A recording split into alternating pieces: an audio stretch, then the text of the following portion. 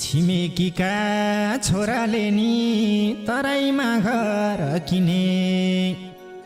रहर त छ मलाई पनि तिमलाई सुख दिने सुविधा त गाउँभित्रिए मुन्छे जति सहर कुन्नी किन लाको होला सहरैको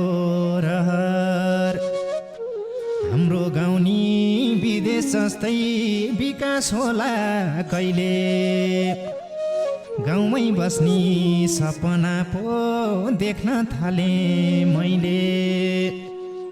हे आकी हौली कामबाट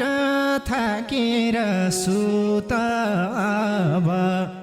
झ्याप्प फोन राखेर कपालु कोरेर कसरी जानी हो मायालाई छोड